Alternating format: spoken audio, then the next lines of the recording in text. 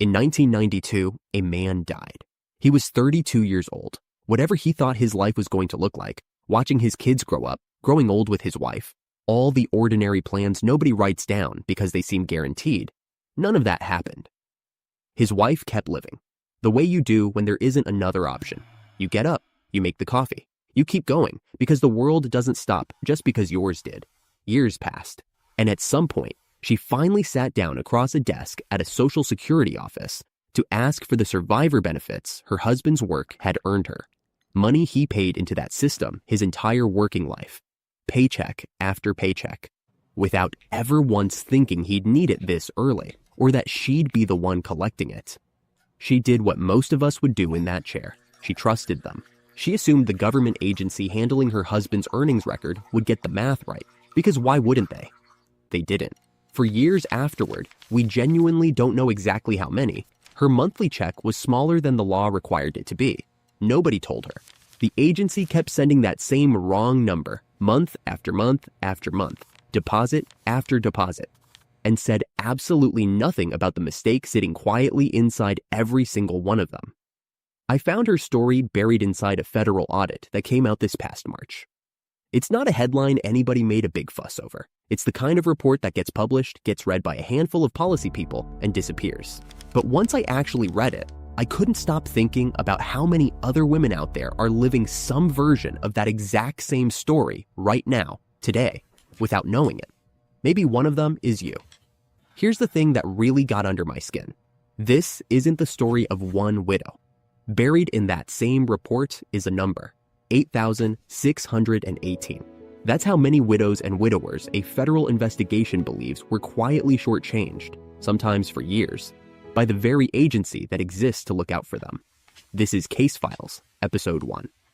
And I'm starting the series with this particular story because I don't think anybody's telling it the way it actually needs to be told. Not as a dry headline, not as a statistic buried on page 4, but as what it really is underneath all that paperwork. A promise that got broken, quietly, thousands of times over, and almost nobody noticed until somebody went looking. So let's go back to that widow for a second, because hers is the exact case the investigators chose to write down, word for word, as their example. Her husband died in 1992 at 32. She didn't apply for survivor benefits right away. Grief doesn't run on anybody else's schedule, and she had her own reasons, her own timeline, her own life to rebuild first. When she finally did apply, in 2016, the agency ran the numbers, and here's precisely where it went wrong. There's a specific required calculation the Social Security Administration is legally obligated to use whenever a worker dies young, before age 62, and their spouse later files for survivor benefits. It's called WINDEX, short for the widow's indexing computation. Don't get hung up on the name. Think of it this way. When a worker dies that young, their earnings record stops decades earlier than a normal retirement would. WINDEX is the formula that's supposed to adjust for that gap fairly, so a young widow's benefit reflects what her husband would likely have earned, not just what he happened to earn before he died. It's a fairness formula built into the law for exactly this kind of tragedy. In her case, the agency simply didn't apply it. They used the wrong year in the calculation, ran the wrong math, and she received a smaller check than the law required for years without one single flag, one single phone call, one single letter saying, "We think we made an error here." That's not a rumor, and it's not me speculating out loud. That's a direct documented finding from the Social Security Administration's own Inspector General in black and white. Now, before I go any further, I want to ask you something, and I want you to actually sit with it for a second instead of scrolling past. If your husband or your wife passed away before they turned 62, I need you to hold on to that thought, because the next few minutes could genuinely matter to your life. And if that's not your situation, stick around anyway, because I promise you, somebody in your life fits it. A sister, a neighbor, a friend from church. And what I'm about to explain could change something for them too. Go ahead and type it in the comments right now. Did your spouse pass away before age 62? Just yes or no, that's all I need. I'm not asking to be nosy. I'm asking because I genuinely want to know how many of you this actually touches. And honestly, tapping that like button and leaving that comment is the only reason a video like this ever finds its way to the people who need it most. This platform doesn't hand out reach for free anymore. You're the ones who decide whether a video like this spreads or disappears. So if you're still with me, tap it, drop your answer below, and let's keep going. Because it gets worse before it gets better. So the Inspector General went digging, and they didn't just take the agency's word for it. They pulled a random sample of widow and widower cases, specifically involving spouses who had died before age 62. The exact situation where that WINDEX calculation is legally required. And what they found should honestly be bigger news than it's ever gotten. 59% of the cases they reviewed were handled correctly. Fine, that's the majority. But that also means 41%, 4 cases out of every 10, were either paid the wrong amount outright, or the agency couldn't even produce documentation proving it had properly informed the widow of her filing options in the first place. Sit with that for a second. 4 in 10, not 4 in 100, 4 in 10. Based on that sample, investigators estimated that 8,718 widows and widowers nationwide were underpaid a combined total of approximately $50,400,000. Averaged out across all of them, that works out to somewhere around $5,800 per person, sitting uncollected, unclaimed, and largely unknown to the very people it belongs to. And here's where I have to be careful with you, because a lot of channels out there would just slap that $5,800 number on a thumbnail and call it a promise. I'm not going to do that to you. That figure is an average, built from a federal sample of real cases. It is not a guarantee of what you specifically are owed. Your number, if you're affected at all, could be significantly higher. It could be lower. It could be nothing if your case was handled correctly. The only honest thing I can tell you, sitting here, is that it's worth the 10 minutes it takes to find out which one you are. There's a detail buried in that report that I keep circling back to because it explains why this happened without excusing it. The investigators specifically noted that these mistakes clustered heavily in manually processed cases. The kind of claim that doesn't glide smoothly through an automated computer system. The kind that requires an actual human employee to sit down and work through the math by hand.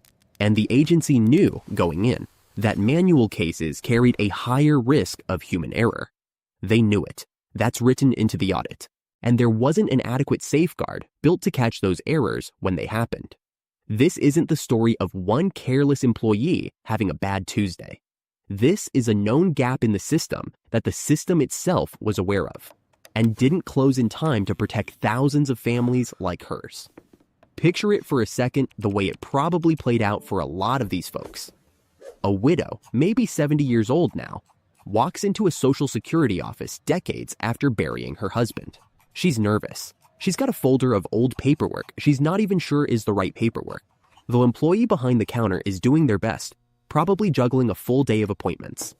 And this particular case, young husband, decades-old earnings record, a formula most people have never even heard of, doesn't fit neatly into the software. So a human being does the math by hand, under pressure, without the software double-checking their work the way it does for a standard case. And somewhere in that process, a required step gets missed.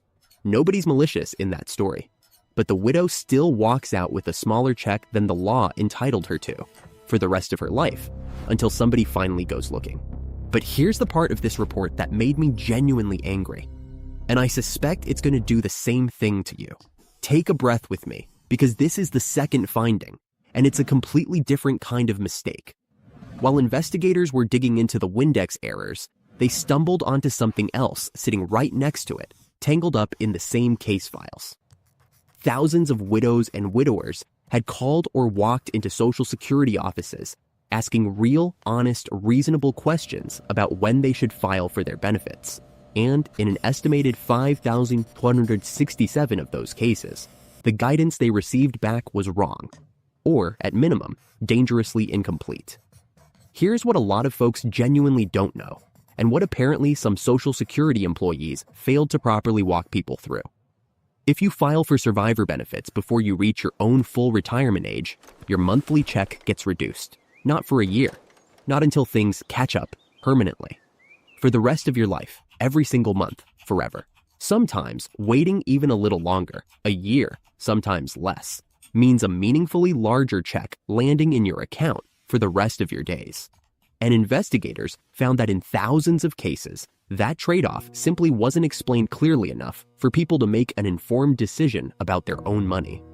Think about that the way you'd think about a mortgage. Nobody would sign 30 years of payments without somebody explaining the interest rate first. But here, thousands of widows signed away a permanently smaller check without ever having that conversation laid out plainly in front of them. The estimated cost of that particular failure, $113,800,000, in benefits that never made it into people's pockets over their lifetimes. Averaged out around $21,200 per affected person. Read that again if you need to. $21,000, gone, quietly, spread out over years of smaller checks, because of guidance that should have been clearer at the exact moment it mattered most.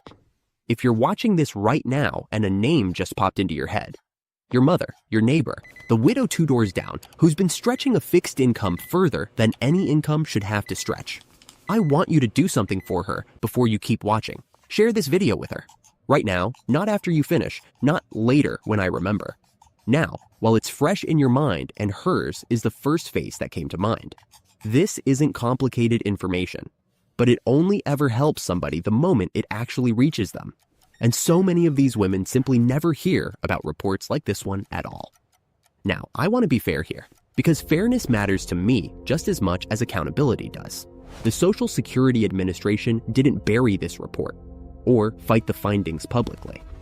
When reporters asked them about it, a spokesperson said they immediately began reminding field office employees of the correct procedures and that they were reviewing the specific cases identified in the audit. That's a real response, and I want to give credit where credit's actually due. A lot of agencies would have stayed silent. But here's the honest truth sitting underneath that polite statement. There's no confirmed timeline for the agency automatically finding you and fixing your check. There's no letter guaranteed to land in your mailbox next month. The Inspector General's recommendation was that the agency go identify and repay the people it found. Whether and when that actually reaches every single person it should reach. Nobody can promise you that, and frankly, nobody should. Which means the smartest, safest thing you can do isn't to sit back and hope your name eventually surfaces in somebody's spreadsheet 3 years from now. It's to ask yourself today while you're already thinking about it. So here's exactly what I want you to do, and I'm going to walk you through it slowly, step by step, because I want you to actually be able to use this the moment you close this video. Not just nod along and forget it by dinner. You don't need a lawyer. You do not need to pay anybody a single dollar. This is a free phone call, and asking for a review of your own benefit calculation is your legal right, plain and simple, no exceptions. Call Social Security directly at 1-800-772-1213. Before you dial, take 5 minutes and gather a few things: your late spouse's Social Security number, your marriage certificate, and any benefit letters or notices you've received from the agency over the years. Even old ones sitting in a drawer somewhere. Have those close by when you call, because it'll save you a call back. Then, when you finally get a real person on the line, say these exact words, slowly and clearly, the way you'd read off an address you don't want misheard. I would like to know whether the WINDEX Widows indexing computation was correctly applied to my case. Say that sentence over in your head right now, one more time, so it's sitting there ready for you when you actually pick up the phone. That single sentence tells the person on the other end of the line precisely what to go check. It's not vague, it's not confusing. It points them directly at the exact formula in question. And if you're already receiving survivor benefits, and you're simply not sure whether you got good advice, back when you first filed, ask them plainly. Did filing when I did reduce my benefit permanently? And was that fully explained to me at the time? If the answer sounds uncertain, or if something about your own case feels off once you hear it explained out loud, you can ask for a formal review of your record. Write down the date you called, the name of whoever you spoke with if they give it to you, and what they told you. That little bit of paperwork protects you if you ever need to follow up again down the road. I need to say one more thing before we wrap this up, because wherever there's real money on the table, somebody inevitably shows up trying to take a slice of it for themselves. If anyone ever calls you offering to help, you claim this money for a fee, or asking for your social security number over the phone to process a refund, hang up immediately. Nobody legitimate charges you to ask Social Security a question about your own benefit. This call costs you nothing but a few minutes and a little patience on hold. And that's exactly how it should be. We built this channel because too many folks out there are trying to navigate a genuinely complicated system completely alone, without a single person standing in their corner, explaining things in plain English instead of government form speak. If that's what this channel has quietly become for you, if a story like hers made you actually stop scrolling and think about your own life, your own paperwork, your own phone call you've been putting off, then subscribe. Every week, we're going to keep bringing you one real case, one thing the system got wrong, and exactly, specifically, what you can do about it. Not fear for the sake of clicks, not hype dressed up as help. Just the truth, laid out plainly, and a real way forward. We don't know if your calculation was correct. Nobody does. Not you, not me, until somebody actually sits down and checks it properly. But after everything we just walked through together, I think you owe it to yourself, and maybe to somebody you love, to make that one phone call and finally find out.